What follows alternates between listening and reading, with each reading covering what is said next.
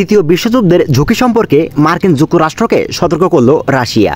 তো 6 আগস্ট রাশিয়ার পশ্চিমাঞ্চলীয় কুরস্ক অঞ্চলে হামলা চালায় ইউক্রেনের সামরিক বাহিনী। তৃতীয় বিশ্বযুদ্ধের পর রাশিয়ায় সবচেয়ে বড় বিদেশি আক্রমণ হিসেবে মনে করা হচ্ছে কুরস্কের এই হামলাকে।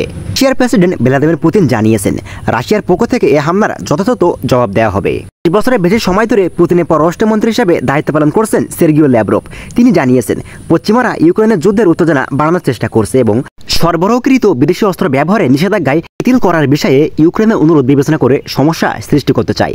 2022 সালে ইউক্রেন যুদ্ধ শুরু হওয়ার পর থেকে ভ্লাদিমির পুতিন বারবার বিশ্বের বৃহত্তম পারমাণবিক শক্তিধর দেশ হিসেবে যুক্তরাষ্ট্রের সঙ্গে আরও বিস্তৃত যুদ্ধের ঝুঁকি সম্পর্কে সতর্ক দিয়ে আসছেন।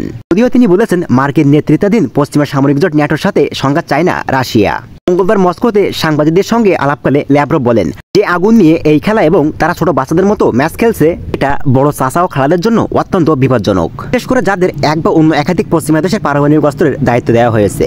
তিনি আরও বলেন, আমেরিকানরা দায়িত্বহীনভাবে তৃতীয় বিশ্বযুদ্ধ সম্পর্কে আলোচনাকে এমন কিছু হিসেবে বিবেচনা করে যে সৃষ্টিকর্তা এটিকে নিষিদ্ধ করেছেন। যদি এই যুদ্ধ শুরু হয় তাহলে তা কেবল ইউরোপকেই একচেটিয়াভাবে ভোগাবে। রাশিয়া তার পারমাণবিক মতবাদের বিষয়টি স্পষ্ট করেছে বলে মন্তব্য করেছেন সের্গিও ল্যাভরভ। ইউক্রেনের সঙ্গে যুদ্ধ শুরু হওয়ার পর থেকে রাশিয়া বারবার ক্রমবর্ধমানভাবে পারমাণবিক ঝুঁকি সম্পর্কে সতর্ক দিয়ে আসছে।